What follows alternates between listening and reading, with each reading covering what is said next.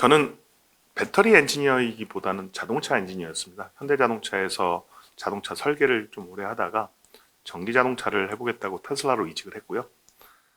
테슬라가 모델 S가 없었을 때 이제 로드스터에 들어가는 배터리 팩하고 열 관리 시스템을 담당했었는데요.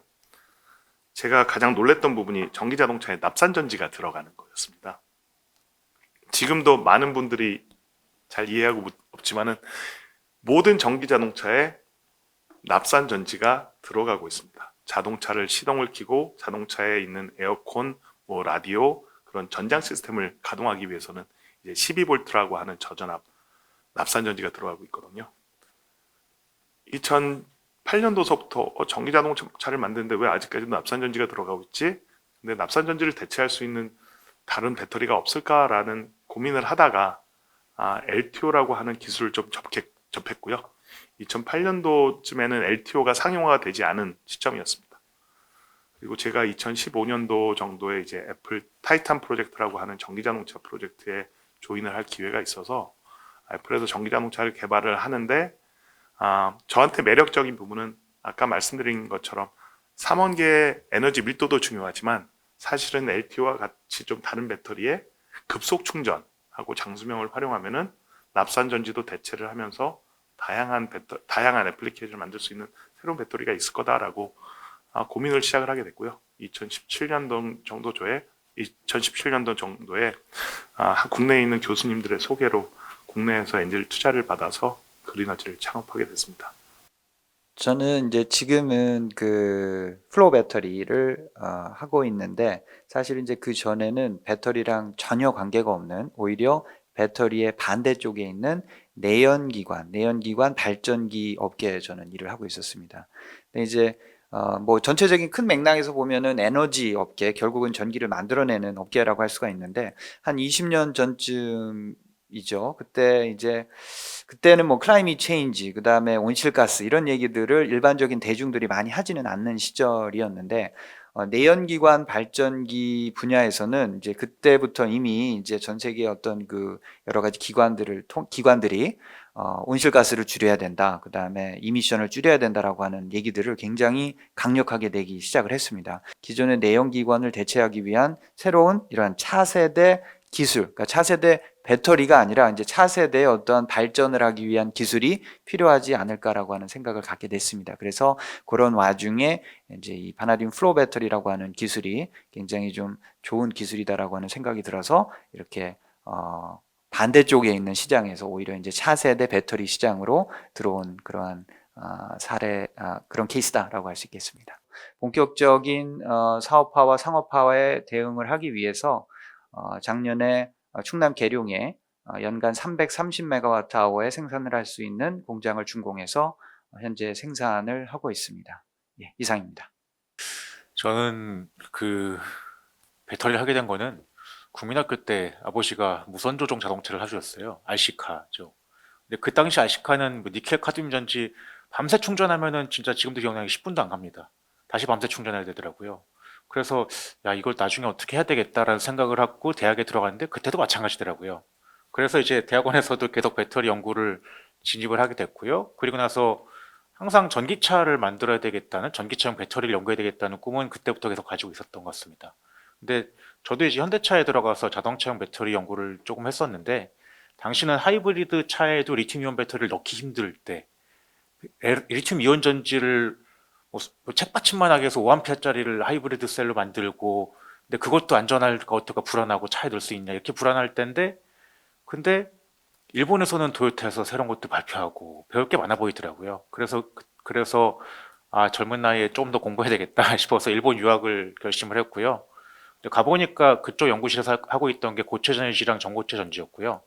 사실은 고체 전해질이라거나 전고체 전지는 저는 이론과 컨셉에 대해서만 들었었지 실제 구동될 거라는 생각은 많이 안 해보고, 그때도 그냥 컨셉만 있었는데, 그 연구실에서 고체 전해질의 최대 단점이 이온이 느리게 움직이는 거거든요. 아무래도 액체보다는 고체 상태에서 이온이 느리게 움직이니까 그런 걸 찾기 어렵었는데, 그 교수님이 상온에서도 액체처럼 빠르게 이온이 움직이는 고체 전지를 당시에 찾으셨고, 그러다 보니까 도요타에서 많이 연구 개발에 집중을 했고, 그렇게 해서 거기서 연구 개발을 한 걸 보고 배우고 저는 저희 차세대 전지 연구센터에서 배터리를 연구를 하고 있고요.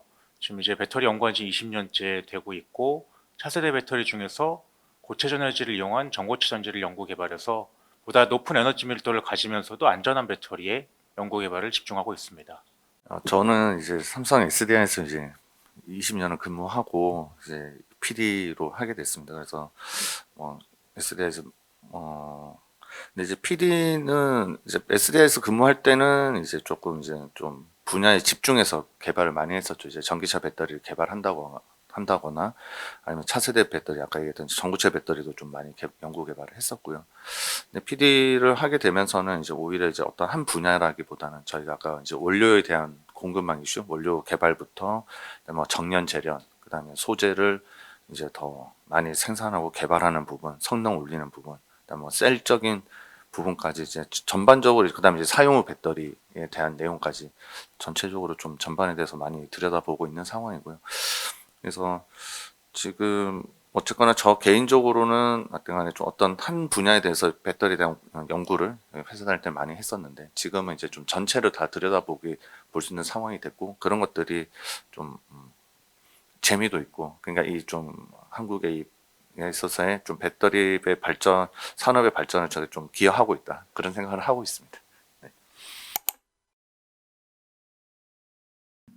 그 이제 인산철 그 삼원계가 이제 가장 많이 사용되는 전기차라고 하는 측면에서 봤을 때 저는 개인적으로 그 인산철과 뭐 삼원계 같은 리튬계 배터리가 EV용 이런 모빌리티용 어플리케이션에서는 현재 뭐 가장 적합하고 앞으로도 이제 그러한 부분이 바뀌기는 쉽지는 않을 것 같다라고 하는 생각을 합니다. 왜냐하면 뭐 에너지의 밀도 이런 측면에서 봤을 때 현재 뭐 리튬 계열을 능가하기는 쉽지 않지 않겠느냐 이제 이렇게 생각을 합니다. 반면에 이제 이런 모빌리티가 아닌 이제 스테이셔너리한 어플리케이션으로 봤을 때는 이제 좀 얘기가 달라진다라고 볼 수가 있고요. 특히 이제 많은 분들이 다 아시는 것처럼 리튬 계열이 갖고 있는 일단 화재에 대한 위험성, 이제 이런 스테이셔너리한 발전소, 발전기를 만드는 배터리로 사용이 될 때는 저희가 또 그 수명이라든가 용량에 대한 감호 이런 것들을 또 생각하지 않을 수 없습니다. 우리가 일반적으로 많이 지금 다 설치가 되어 있는 전력망에 뭐 석탄이라든가 가스 발전소 이런 것들은 뭐 보통 뭐 30년, 40년 이런 수명을 갖고 있는데 비해서 리튬이온 전지는 뭐 자동차에서는 7, 8년 그다음에 뭐 정말 길게 생각을 해도 15년 정도의 지금 수명을 얘기들 하고 있습니다. 따라서 기존의 발전소에서 요구하는 그런 수명과 스테디하게 용량을 내주는 그런 부분에 있어서는 리튬 계열의 배터리들, 인산철이나 삼원계가 여전히 좀 극복을 하기가 쉽지 않은 그런 부분이 아닌가라고 생각을 하고 있고요. 또 이제 세 번째로는 서플라이 체인 측면에서도 리튬 계열 아까 말씀드린 에너지 시큐리티 측면에서 리튬이라는 광물 하나에만 이렇게 의존하는 것 자체가 리튬 인산철이나 삼원계 배터리들이 갖고 있는 또 어떤 그 한계가 될 수 있지 않을까. 그래서 다양한 광물들을 이용해서 이런 그 리튬 인산철 그다음에 삼원계 배터리의 전체적인 한계를 좀 극복하는 거 이런 것들이 돼야 되지 않을까. 그래서 그런 것들이 좀 이 두 가지 배터리가 갖고 있는 특히 모빌리티가 아니라 스테이셔너리 어플리케이션 측면에서의 문제점이 아닌가 이렇게 생각을 합니다. 사용 후 배터리 이제 재활용 관련해서는 결국 이제 처음에 삼원계에서 먼저 시작된 거는 이제 가격에 그냥 전이금속들이 너무 고가이다 보니까 그건 저희가 캐내는 게 맞다라고 생각이 된 거고 사실 이제 인산철은 묻는 이유는 이제 하나죠. 이제 그 가격에 대한 부분. 결국 그게 저희가 그냥 쓰는 게 재활용하는 것보다 비싸다라는 부분이죠. 그러니까 저희가 하지 않게 되는 부분이 있는데 일단 이제 삼원계에 있어서도 이제 EU에서 뭐 배터리 패스포트라든지 EU 뭐 CRM이든지 보면 결국에 이제 재사용을 이제 강제하고 있거든요. 계속 그 퍼센테이지가 늘어나게 되는 상황이고 이제 그러다 보니까 이제 인산철에 대해서도 그런 게 생길 가능성이 크죠. 그러니까 어쨌든 이게 뭐 지금 경제적으로는 아직까지는 현 시점 기준으로는 이게 재활용이 맞지 않다라는 거는 팩트가 될 것 같고요. 근데 그런 것들을 준비는 해야 될 필요성이 있다라고 생각은 되고 저희 산업부에서도 지금 인산철을 재활용하는 사업들이 나갔어요. 그래서 나갔기 때문에 그게 이제 뭐 전구체로 만들어내던 아니면 진짜 리튬하고 철하고 인을 각각 뽑아내던 그런 거에 대한 것들은 저희가 조금 연구를 할 때 산업부 사업으로 좀 저희가 관심을 가지고 있다. 이렇게 봐주시면 되겠습니다.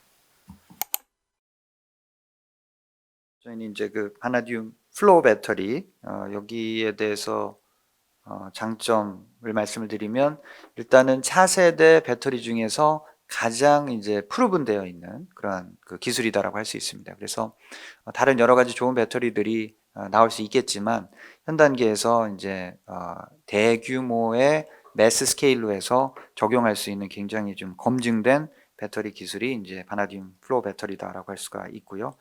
특히 이제 성능이라든가 특징으로 봤을 때는 이제 발전용으로 좀 최적화가 되어 있다. 그래서 이제 아까 잠깐 말씀드렸던 것처럼 이제 불이 나지 않는 거, 그 다음에 수명이 20년, 25년으로 굉장히 긴 거예요. 그 다음에 그 기간 동안에 용량의 감소가 별로 없는 거.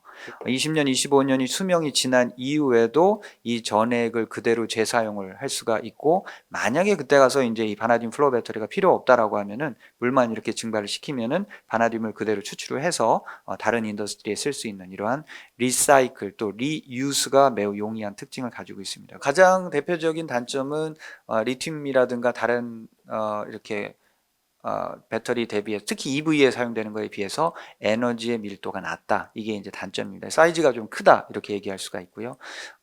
그래서 이제 모빌리티용으로 들어가기는 쉽지 않은 건데요. 이거는 이제 수계 전액을 뭐 사용을 하다 보니까 유기계 전액을 사용하는 배터리 대비해서 에너지의 밀도가 낮은 거는 어쩔 수는 없지만 그렇기 때문에 이제 수계 배터리가 갖는 또 장점을 갖는 거라고 할 수가 있고요. 사이즈가 큰 거가 단점이기는 한데 리튬 배터리랑은 다르게 이제 이게 굉장히 적층을 해서 위쪽으로 이제 쌓아서 올린다든가 이런 걸 통해서 실제로 사용되는 풋프린트 측면에서는 크게 이제 뭐 손해를 보지 않는 그런 또 특징을 가지고 있습니다. LTO 전지는 아까 말씀드린 것처럼 에너지 밀도보다는 출력용입니다. 그러다 보니 애플리케이션에 따라 가지고 장점과 단점을 둘 다 가지고 있는데요. 우선 뭐 지금 바나듐 플로우 전지도 말씀하셨고 이제 전고체 전지인데 LTO는 그 중간에 있다고 보시면 될 것 같습니다. 그래서 LTO의 장점은 무엇보다 안전성과 수명 그리고 출력이죠. 출력은 다른 말로 얘기하면 급속 충전이 가능한 배터리입니다.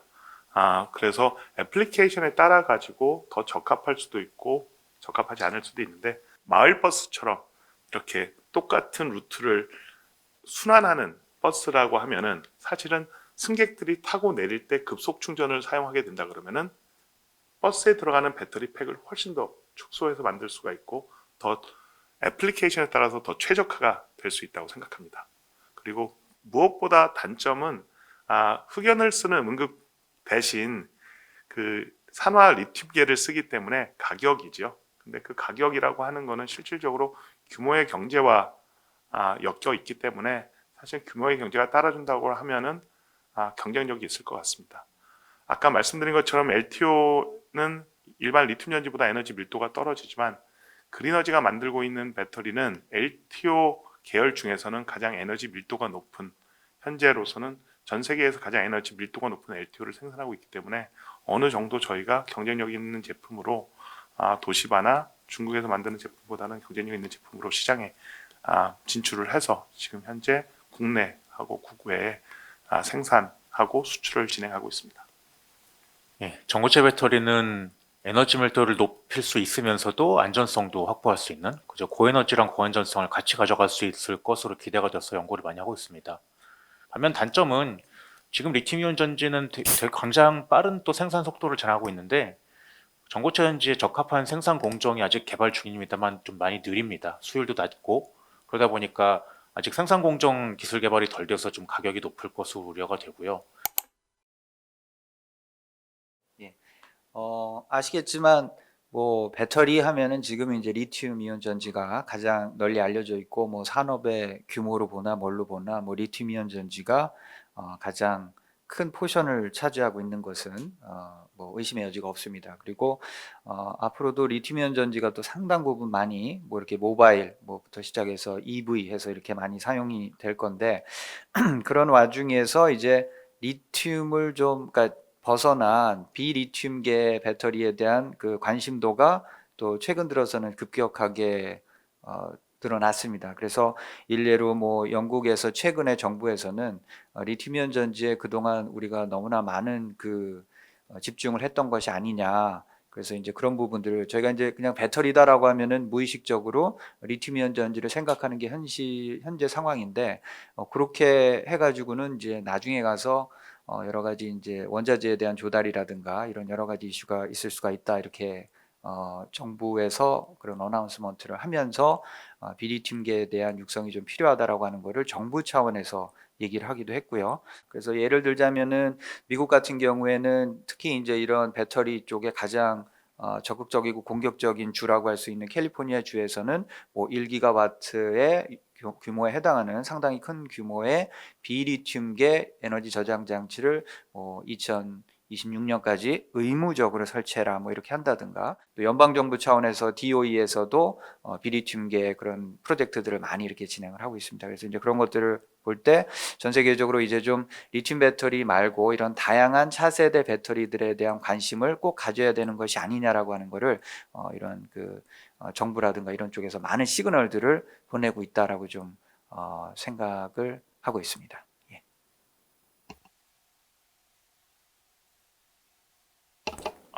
지금 이제 한신 대표님께서 말씀하신 것처럼 비리튬을 말씀하셨는데요.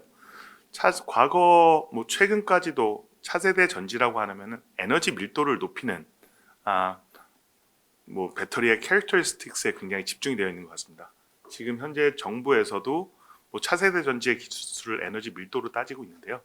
특히 해외 쪽 같은 경우를 보면은 단순히 에너지 밀도가 아니라 출력 밀도, 안전성, 그 다음에 외부 환경, 특히 온도죠.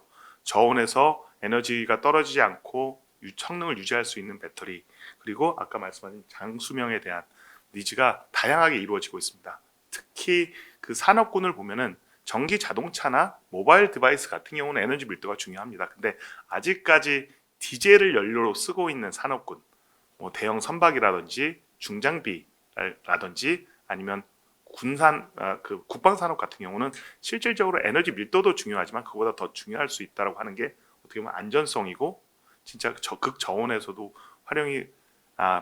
사용이 제대로 되는 배터리들이 필요하죠. 그래서 뭐 요즘 말하고 있는 리튬 프리 배터리라는 말도 있지만은 사실은 배터리의 캐릭터리스틱스를 다양하게 보고 산업군에 따라 가지고 필요한 차세대 전지가 개발이 돼야 된다고 생각합니다. 그러다 보니 LTO 같은 경우도 사실은 국내보다는 해외에 굉장히 관심을 많이 받고 있는데요. 저희들 같은 경우는 특히 북유럽 쪽에, 그리고 대형 선박 관련된 산업과 그 중장비의 전동화에 있어서 LTO와 같이 고출력, 장수명, 안전성을 좀 확보한 배터리들이 관심을 많이 받고 있는 것 같습니다. 제가 연구하고 있는 고체전의 질과 전고체전지 분야에서는 한국이 상당히 앞서 있는 부분이라고 생각을 합니다. 물론 핵심 요소 기술은 일본에서 먼저 시작을 했지만 일본에서 씨앗을 뿌린 핵심 요소 기술들을 한국에서 상업화할 수 있는 스케일업이라든가 전지 생산 기술들을 많이 따라가고 있는 상황이고요. 반면에 미국은 스타트업들은 많지만 기술력은 그다지 높지 않고 또 산업화해서 실제 셀을 생산할 수 있을 능력은 좀 낮은 것으로 보여지고 있습니다. 반면에 중국은 아직 시작은 늦은 부분이지만 차세대 전지 연구 개발도 집중적으로 하고 있어서 한국을 많이 따라올 수 있을 것으로 보고 있습니다. 제가 생각할 때는 일본이 기술적으로는 100이라면 한국은 95 정도, 뭐 중국은 80, 미국은 그 이하 정도라고 생각하고 있습니다. 김 박사님 말씀하신 것처럼 굉장히 다양한 종류가 있지만 저는 좀 이렇게 수치를 매긴다는 건 좀 어려운 것 같습니다.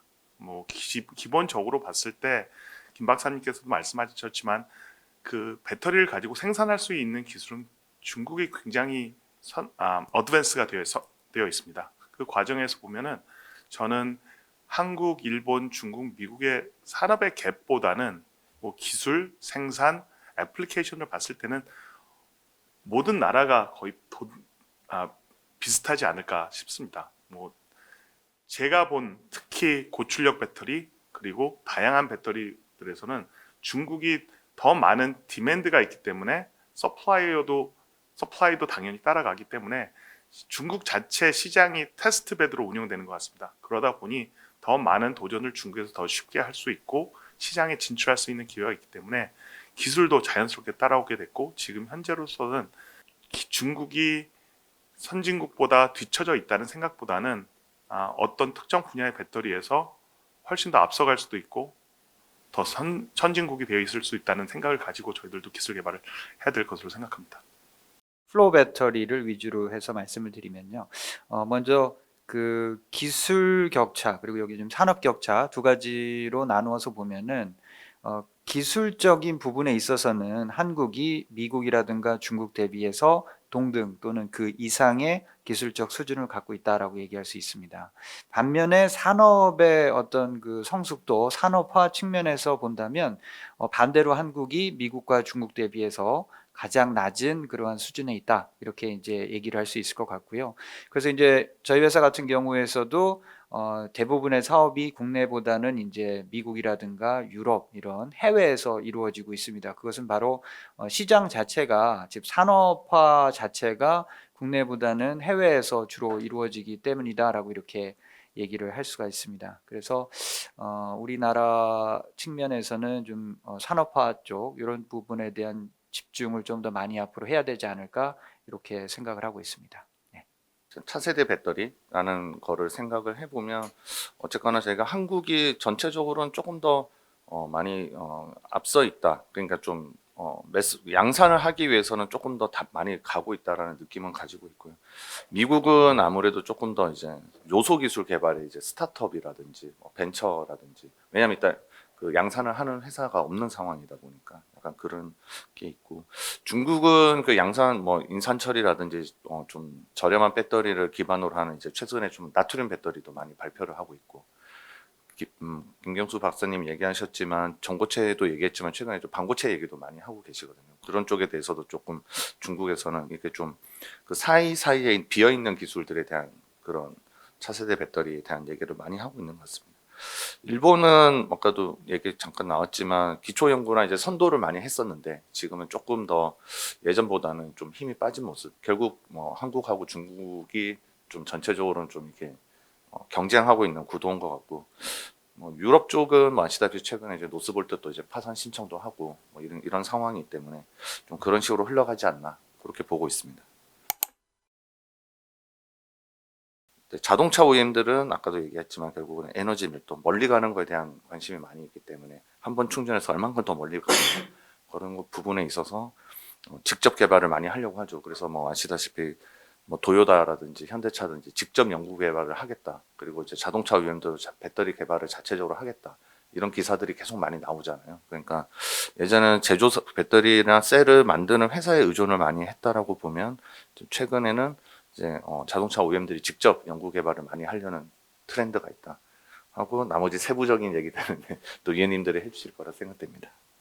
이제 최근에 이제 2, 3년 또 이제 클라이밋 체인지에 대한 니즈가 이제 그 걱정이나 이런 것들이 늘어나면서 리뉴어블 에너지 많아지고 그거에 따라서 유틸리티급의 장주기 ESS 같은 그런 새로운 시장들이 이제 나오고 있습니다. 그래서 이제 그런 신규 시장 요 부분을 공략하는 게 또 차세대 배터리의 중요한 역할 중에 하나다라고 할 수가 있는데 내년 뭐부터 이제 이렇게 나오려고 하는 그런 새로운 장주기 ESS 시장 같은 경우에는 6시간 또는 8시간의 롱 듀레이션으로 지금 예상이 되고 있고 이거는 우리나라에 한 번도 존재하지 않았던 시장이고요. 우리나라뿐만이 아니라 이제 미국이라든가 유럽에서도 이제 이런 시장들이 기존에 없었던 것들이 이제 새롭게 이렇게 부각하고 있는 시장이라고 할 수 있습니다. 그래서 이제 플로우 배터리 분야에서 저희가 하고 있는 이제 바나디움, 올 바나디움 케미스트리 또 말고도 올 아이언이라든가 뭐 이제 징크 계열이라든가 이런 이제 다양한 종류 또 최근 들어서는 또 올게닉 그 유기계 플로우 배터리 해서 플로우 배터리가 이제 좀 어느 정도 플로우 배터리라고 하는 컨셉 자체가 만들어지면서 이제 그런 다양한 케미스트리를 가지고 있는 뭐 미국, 유럽에 있는 회사들이 최근에 좀 또 많은 주목을 받고 있는 걸로 그렇게 알고 있습니다. 국내에서 안타까운 부분은 굉장히 차세대 전지는 전고체 전지로 이렇게 쏠림 현상이 있는 부분이 굉장히 좀 안타깝습니다. 뭐 아까 잠깐 말씀드린 것처럼 중국에 대한 얘기가 많이 나왔는데 실질적으로 중국은 이제 시장의 특성상 좀 중국에서 나오는 정보가 정확하다고 판단은 못하겠지만 이미 중국에서는 나트륨 전지, 소디움 전지, 전고체 전지가 이미 양산을 해서 자동차에 적용이 돼 있다. 중국 시장 내에서지만요. 그리고 나트륨 전지 같은 경우도 실질적으로 미국에서는 그 스타트업이 지난 수년 동안 개발을 하면서 사실 대규모 양산에 들어갔거든요. 그 LTO 같은 경우는 실질적으로 이제 리튬 계열에서 가장 최근에 산업화가 된 제품입니다. 일본 도시바에서 가장 먼저 상용화를 했고 2010년도쯤이에요. 지금 현재 도시바 같은 경우는 한 연간 매출 한 1.5조에서 2조 정도 수준의 생산을 하고 있습니다. 도시바 자체가 LTO 산업군에선 가장 월등하게 선두주자이고요. 그 이외에는 중국 회사가 다 2등, 3등을 하고 있습니다. 기술의 원천은 미국입니다. 미국의 스타트업들을 중국 자본이 인수를 하면서 중국에서 생산을 굉장히 많이 하고 있고요. 최근에는 LTO를 가지고 기술 개발을 하고 있는 스타트업들이 대만하고 인도에 한 2019년도부터 이제 생겨서 기술 개발을 하고 있고, 국내에는 현재 그린어지가 유일하게 LTO를 양산 인증까지 받아서 해외에 수출을 하고 있습니다.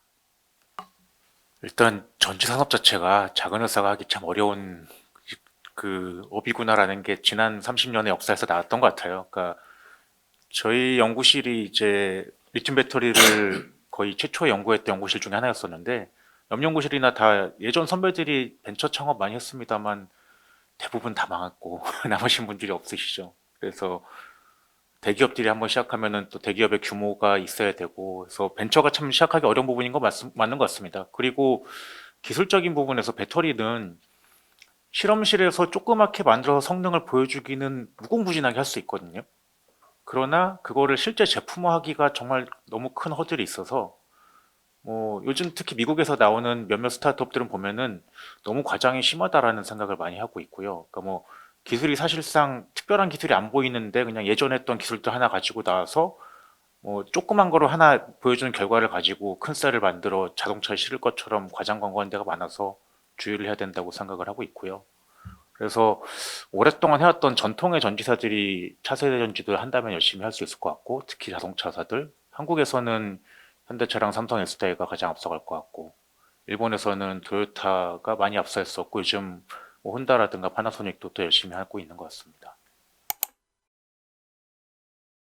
고출력에 대한 얘기를 많이 해주셨는데, 결국 그 아까 전에 이제 그 선박이라든지 중장비, 뭐 버스, 굴착기 이런 부분도 얘기하셨지만, 아까 얘기하셨던 것도 같은데 저는 이제 방산 쪽이 결국 또 이슈가 있다라고 생각은 들어요. 그래서 저희 나라 최근에 이제 또 이제 방산에 대한 수출이 막 많이 늘어나고 있고, 저희가 국내에서도 그런 기술이 굉장히 앞서 나가고 있는 상황이 되다 보니까 그런 성능을 더 끌어올리는 부분에 있어서 배터리가 좀 차지하는 부분들이 있습니다. 그러니까 출력에 대한 부분들. 최근에 뭐 전쟁에서 드론이라든지 아니면 뭐 저 UAM들, 요새 최근에 뭐 UAM도 시연도 하고 했었잖아요. 뭐 최초 시연도 하고 했었는데, 그런 부분에 있어서 뭔가 이게 출력에 대한 얘기들, 저희가 지금 현재 리튬이온 배터리가 좀 하지 못하는 부분, 그런 쪽에 좀 나머지 부분도 사실 다 위원님이 다 얘기하셔가지고 좀 뭐 다 오버랩이 될 것 같은데, 좀 조금 그 부분은 하나 더 있지 않나 그렇게 생각됩니다. 저는 미래의 배터리 동향은 저희가 대체해야 되는 연료를 좀 봐야 될 것 같습니다. 일반 삼원계 배터리와 전고체 전지는 사실은 휘발유를 사용하는 산업군의 기존 화석 연료 대신 쓰고 있고요. 이 외에 사용되고 있는 연료를 따지고 보면 디젤도 있고 유압도 있고 다양한 종류의 연료들이 있는데, 그 연료들을 어떤 배터리가 대체할 수 있는지에 대한 검토가 좀 이루어지면은 차세대 전지뿐이 아니라 다양한 배터리 기술 개발의 방향이 보이지 않을까 생각합니다. 차세대 배터리 시장은 아마도 뭐 전기차용 또 고성능 쪽이 전고체 전지 쪽은 뭐 주도할 수 있지 않을까 싶은데, 예. 그 자동차용으로는 사실 아직도 목마른 게 맞습니다. 리튬이온 전지가 아직 못 주고 있다는 더 주행거리 늘려야 되고 더 충전도 빠르게 해야 되고 이런 것들이 있다 보니까, 그런 것들이 가능한 전고체 전지가 개발이 되면은 좀 고성능 고가의 전기차용으로는 일부 쓰일 수 있지 않을까 생각을 하고요. 그 외에도 이제 여러 가지 다양한 어플리케이션이 있겠지만, 이제 비싸고 성능은 좋은데 비싸면 쓰기 좋은 데가 저는 군용이라고 생각을 하거든요. 그러니까 뭐 가격과 상관없이 특별한 용도를 줄 수 있는 특수 용도로 뭐 조금 더 먼 거리를 주행할 수 있는 군용 차량용이라든가, 아니면 더 추운 데를 날아다니는 성층권용 드론이라든가, 이런 부분들 등 아직 이제 지금의 리튬이온 전지가 못 주고 있던 기능들을 줄 수 있는 시장들로 좀 확대가 되면서 다양하게 어플리케이션 쓰일 수 있지 않을까 기대해 봅니다. 시장 전망은 아마 다 일단은 뭐 자동차 쪽을 보자면 아직까지는 사실 아까 저기 박사님도 얘기해 주셨지만 이게 된다고 해도 아까 가격적인 부분 아니면 그 생산 공정 기술에 대한 부분 그리고 각 배터리사들이 보면 지금 양산을 하겠다는 시점들이 뭐 빠르면 26년, 7년, 늦은 곳은 30년 이렇게 예상을 하고 있다 보니까 그때 나온 것들이 현재의 상용 배터리를 전부 다 치환할 거라고는 예상을 하지 않는 거죠. 그러니까 아까도 언급하셨듯이 어떤 일부 특정 모델에 한해서 먼저 시작이 되지 않을까라는 부분이 있으니까 사실은 시장 전망 자체는 비중은 상당히 낮게 시작을 할 거라고 봐요. 근데 그것들이 아까 얘기하셨지만 생산에 대한 어떤 브렉스루가 일어나고 가격에 대한 저가화에 대한 브렉스루가 일어나게 되면 그때부터는 엄청 침투에 들어가겠죠. 그러니까 사실은 이런 차세대 배터리에 대해서 뭔가 연구가 더 많이 돼야 되고 그런 것들이 시장 전망이 바로 확 전환이 될 거다라고 예상하지는 않는 것 같아요. 중국 정부에서 굉장히 강력하게 이제 리튬 배터리 다음으로 두 번째로 밀고 있는 배터리 기술이 바로 이제 이 바나디움 플로어 배터리입니다. 그래서 중국에서 이제 발표한 내용을 보면은 2030년까지 20기가와트 이상의 이 바나디움 플로어 배터리를 설치하는 걸로 그렇게 발표를 해서 진행을 하고 있습니다. 예, 전고천지 쪽 보면은 7년 전에 제가 처음 한국에서 그 정부 과제를 시작할 때는 고천지를 만들어 보자 하면 아직 한 번도 해본 데가 없었어요. 그래서 그때는 어려웠었는데 그 당시 이제 산업부 지원 과제 통해서 시작하면서 CIS에서 처음 시작을 하게 됐고 지금은 전고천지 핵심인 고천지를 만드는 회사가 한국에만 제가 지난달에 세본 14군데가 넘더라고요. 그래서 충분하고 그 원료인 황화리튬 만드는데도 3군데가 넘어서 뭐 전고천지를 만드는 데 있어서 소재 회사가 부족해서 공급망이 부족해서는 아닌 것 같습니다. 물론 이제 성능도 좀 더 향상시키고 가격을 좀 낮춰야 되는 부담이 있습니다만. 그래서 그동안에 정부의 많은 지원을 통해서 기술 개발이 되어 있고 기업들도 또 신사업에 좀 빠르게 또 준비하는 부분들도 있어서 전고천지는 소재에 대한 공급망은 좀 충실히 준비해 놓은 상태라고 보시면 될 것 같습니다. 비슷한 맥락인 것 같습니다. 사실 어떤 기술적인 허들보다는 규모의 경제가 더 중요한 것 같습니다. 저희 같이 뭐 소규모의 스타트업으로서 배터리 생산을 할 때 실질적으로 업체들과 가격 내고를 하는 게 더 어렵지 필요한 물질을 받는다는 거는 사실은 가능한 수준입니다. 근데 너무 다른 새로운 배터리를 만들어서 서플라이 체인 자체를 새로 구축해야 되는 것과 지금 바나디움 플로어라든지 LTO 같은 경우는 최대한 현재 공급망을 사용해서 좀 더 다른 종류의 배터리를 만드는 데 집중을 하고 있기 때문에 사실은 규모의 경제와 바잉 파워가 더 저희들한테 큰 이슈인 것 같습니다. 이 이제 소재 공급망 어떤 그 밸류 체인과 서플라이 체인에 대한 우려 이런 것 때문에 4세대 배터리가 반드시 필요한 게 아닌가 이렇게 생각을 합니다. 아무리 좋은 거라도 이제 집중이 되게 되면은 이제 그거를 가지고 누군가가 컨트롤하려고 하는 그런 그 상황이 발생하지 않나 생각을 하고요. 아시겠지만 이제 리튬에 대한 모든 패권은 거의 전 세계적으로 중국이 갖고 있습니다. 그래서 이 차세대 배터리, 다양한 배터리들을 통해서 이런 중국이 갖고 있는 패권에서 좀 나오는 것이 반드시 필요하지 않나 생각을 하고요. 저희가 쓰고 있는 물질 같은 바나듐 같은 경우에는 매장량도 뭐 굉장히 많이 있지만 더불어서 이제 석유화학 산업의 웨이스트를 통해서 리사이클하는 것도 전 세계적으로 많이 있습니다. 그래서 결국에 가서는 전 세계에 있는 모든 나라들이 이제 그 석유화학업을 갖고 있는 나라들이 다 이 바나듐이라고 하는 원자재를 생산할 수 있는 이런 역량을 갖고 있어서 좋은 점이라고 할 수가 있고요. 또 저희의 그 바나듐 플로어 배터리에 들어가는 핵심적인 소재나 원자재에 대한 밸류 체인이 국내에도 잘 구축이 되어 있습니다. 그래서 그런 측면에서 국내에서 이 바나듐 플로어 배터리 쓰기에는 좀 좋은 환경이 구축되어 있다라고 이렇게 얘기할 수 있겠습니다. 뭐니 해도 저는 스케일업이 돼야 된다라고 생각을 합니다. 그래서 아까 이제 계속 여기 저희가 말씀을 이렇게 하시면서 어떤 깔려 있는 얘기라고도 할 수 있는데 스케일업 결국 이제 규모의 경제 그거를 어떠한 차세대 배터리가 먼저 달성을 하느냐 이게 성패를 좌우한다고 생각을 합니다. 저희가 그 스케일업을 통해서 어느 정도의 규모의 경제, 아까 제가 말씀드린 LRB의 테라와트 아워급은 아니어도 그래도 뭐 이제 수 기가와트 아워급이라도 이런 규모의 경제를 반드시 달성을 해야만 되는 게 크게 이제 두 가지 측면이라고 저는 생각을 하는데요. 일단 당연히 규모의 경제가 조금이라도 높아지면은 저희가 가격 경쟁력을 더 높일 수가 있습니다. 그래서 그게 첫 번째가 있고요. 두 번째는 이제 차세대 배터리, 특히 이제 저희가 보고 있는 차세대 배터리의 그 아까 이머징 마켓, 전력망에 들어가는 발전소를 대체하기 위한 이런 시장은 전기차나 컨슈머 일렉트로닉 이런 거랑은 다르게 그 단위 프로젝트의 사이즈가 굉장히 큽니다. 그래서 최소한 예를 들어서 수십 메가와트 아워에서 보통 수백 메가와트 아워의 프로젝트다 보니까 기본적으로 그 스케일업이 돼서 생산 능력을 갖고 있지 않으면 거기에 들어갈 수조차 없습니다. 그래서 그런 이머징 마켓에 들어가기 위한 기본적인 생산 능력을 그러니까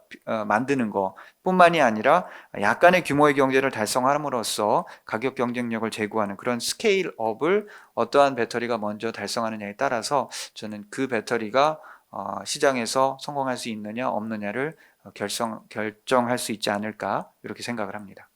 4세대 전지의 상용화는 한신 대표님 말씀하신 것처럼 규모의 경제가 가장 중요한 것 같습니다. 지금 저희같이 스타트업으로서 좀 한국에서는 익숙하지 않은 배터리들을 하는 회사가 기술 개발을 하고 어느 정도 진척을 내고 있지만 사실은 중간 단계, 뭐 스타트업에서 봤을 때는 데스밸리라고 하죠. 저희가 기술 개발을 하고 상용화를 하기 위해서는 사실은 국내 금융시장에서 같이 도전을 하고 저희가 스케일업을 할 수 있는 좀 환경이 만들어야 되는 게 굉장히 중요한 것 같습니다. 근데 해외 같은 경우는 사실 그럴 기회가 굉장히 많거든요. 벤처 산업 자체에서도 좀 대규모 투자를 하고 사실은 제조 산업에 대한 투자도 굉장히 활발하게 이루어지고 있는데 한국 같은 경우는 좀 그렇지 않은 부분이 좀 약간 아쉬운 부분이 있는 것 같습니다. 뭐 전고체 전지, LTO, 바나디움 플로우 전지 굉장히 다양한 굉장히 좋은 기술을 가지고 있는 회사들이 있는데 저희가 공장을 딱 지어야 된다라고 하면은 굉장히 막막한 상황에 처해 있는 경우가 굉장히 많습니다. 리튬이온 전지도 30년이 됐지만 그동안 발전도 많이 해왔지만 초기에 소형에 쓰다가 뭐 소형에서 많이 개발했던 리튬이온 전지를 자동차에 넣기까지도 오랜 시간이 걸렸고 하이브리드 셀 만들 때도 오랜 시간이 걸렸고 전기차로 개발할 때도 오랜 시간이 걸렸습니다. 그런 것처럼 차세대 전지도 바로 되기보다 그에 맞는 생산 기술, 공정 기술 개발 과정을 찾는 과정들이 좀 오래 진행될 거라고 보고 있고요. 차세대 전지를 만드는 최종 제조자는 전지사지만 사실은 그에 들어가는 소재나 부품 장비들을 만드는 또 중소기업들이 많이 있습니다. 근데 이 장비사들은 또 특히 개발하기 좀 어려워하는 것들도 많고 소재사들도 소재는 만들지만 이게 전지 어떻게 쓰이는지 잘 모르는 것들도 많은 것 같아요. 그래서 정부에서도 이런 R&D를 통해서 지원을 하고 있고 아까도 이정대 PD 말씀해 주셨는데 작년에 이제 예타 과제를 준비하면서 전지사에서는 열심히 하고 있고 앞서간다는데 전지사에서 개발하기에 충분한 소재 부품 장비를 제공해 줄 수 있느냐 이런 스케일업에 대한 거라든가 장비사도 한 번도 안 해본 것들을 어떻게 할 수 있을지에 대해서 예타 과제 준비를 해서 그게 통과돼서 좀 올해 과제를 시작을 해서 진행하고 있고요. 그런 걸 통해서 차세대 전지에 적합한 뭐 소재 부품 장비들이 잘 준비가 되면은 점점 더 상용화가 촉진될 수 있지 않을까 기대하고 있습니다.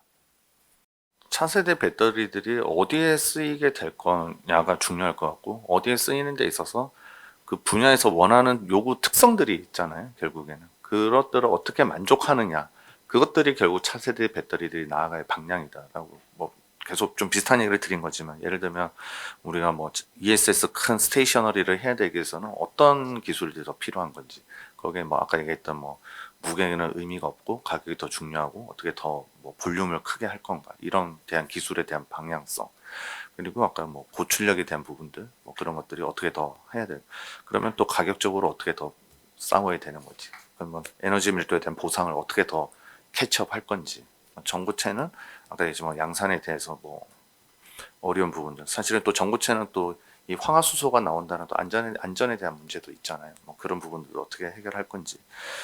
결국에는 그 자동차 내에서 그런 게 나왔을 때 문제 될 수도 있으니까. 근데 뭐 전체적으로 이 시장을 바라보면서 시장을 타겟했을 때 우리 이 배터리들이 어떻게 거기에 맞춰 들어갈 거냐. 라고 보는 게 결국에는 차세대 배터리들이 해결해야 될 답을 주지 않을까 그렇게 생각이 됩니다. 차세대 배터리가 이제 말은 멋있는데 차세대 거기에는 또 어떤 게 숨어 있냐면 아직 어떤 현 세대 배터리를 치고 나가기에는 부족함이 있다. 뭐 이런 게 약간 좀 깔려 있지 않나 생각을 합니다.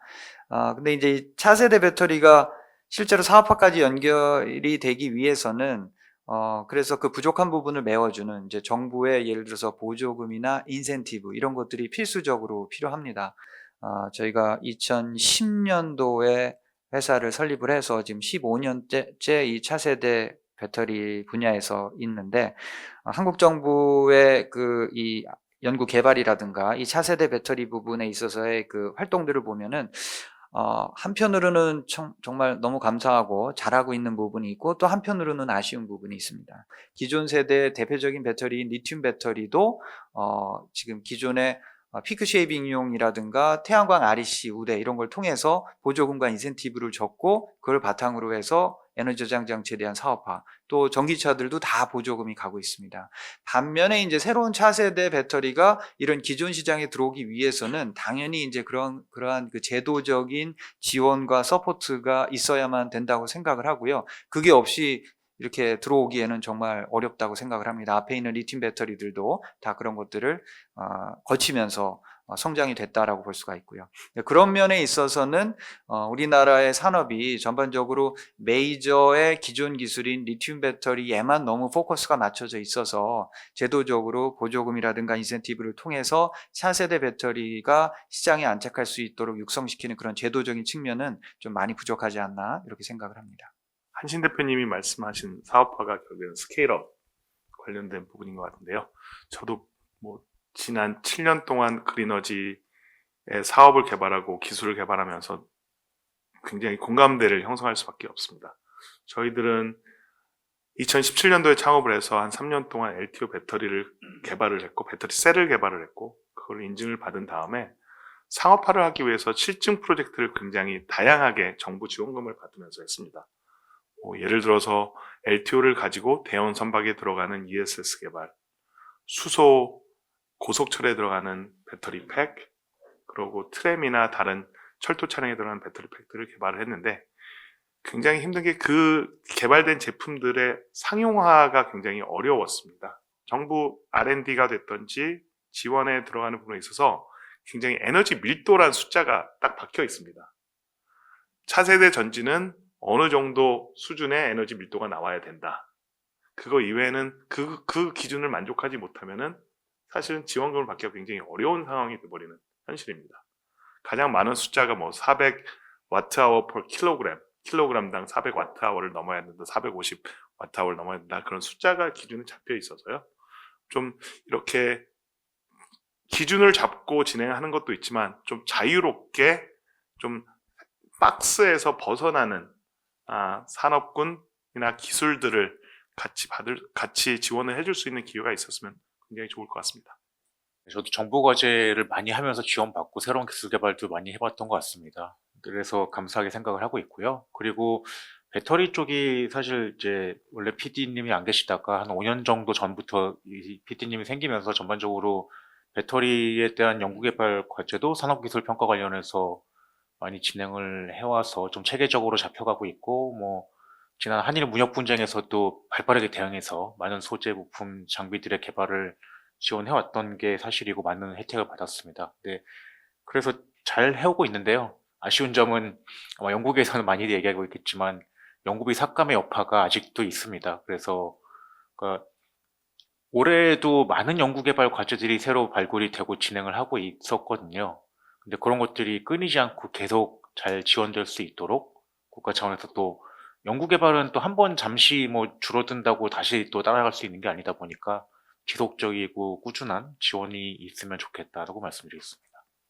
이게 이제 차세대 배터리가 뭐냐에 대해서 얘기가 많은 것 같아요. 결국 이게 뭐 한자가 될 텐데 다음 세대라는 게 이제 아까 위원님 얘기해 주신 것처럼 정말 어떤 현재 상용 배터리가 달성할 수 없는 그 에너지 밀도를 넘어서는 거에 대한 것을 차세대 배터리라고 얘기를 할지 아니면 저희가 시간의 흐름상으로 봤을 때 현재는 리튬 상용 배터리가 되게 많이 있지만 지금 얘기하신 것처럼 LTO 배터리라든지 흐름 전지라든지 이런 것들이 뭔가 그 다음 아직은 좀 성숙되지 않았지만 계속해서 올라갈 수 있는 거를 저희가 차세대 배터리라고 얘기를 할 건지 그런 거에 대한 좀 정의 차이는 있는 것 같아요. 근데 아까 얘기했지만 결국 정부 사업에서는 아무래도 조금 그 숫자에 의존하는 부분, 뭐 그런 것들 그 이제 보여줄 수 있게 확실한 부분이 있었기 때문에 그런 게 좀 집중돼 있던 부분들이 없지 않아 있었던 것 같고 얘기하신 것처럼 저희가 그런 성장해야 되는 아까 뭐 이머징 마켓 이런 얘기도 많이 나왔지만 그런 시장에 대해서도 준비할 필요는 있다라고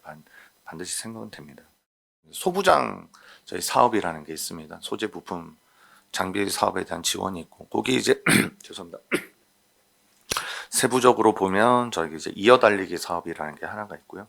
그다음에 투자 연계 사업이라는 게 있습니다. 그래서 이어달리기는 이제 과기부에서 먼저 진행을 하거나 타 부처에서 진행했던 거를 산업부에서 받아서 이제 같이 연계해서 이제 더 기술을 아까 이제 좀 선행 개발했던 거를 산업으로 더 완성하는 이런 게 저희가 이제 이어달리기 사업이 있고요. 두 번째는 이제 투자 연계. 그러니까 아직까지 이제 스타트업이 되다 보니까 그런 것들이 잘 성숙되지 않았을 때는 저희가 투자 연계를 받아서 이어서 저희가 사업을 해주는 사업들이 있습니다. 그래서 그런 제도를 좀 활용을 하면 저 배터리에서 좀 스타트업들이 조금 더 사업을 하는 부분에 있어서 좀 도움이 될 수 있지 않을까 그렇게 생각됩니다. 그러니까 이런 차세연지라든가 소재들의 평가들이 참 중요한데요.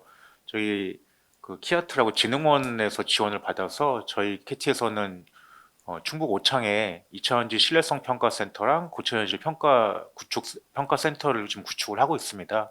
그래서 조만간 오픈 예정인데 각종 소재 부품 회사들이 2차원지를 테스트베드 삼아서 만들어보고 평가할 수도 있고 저희가 평가 분석을 해드리는 시설들을 만들고 있거든요.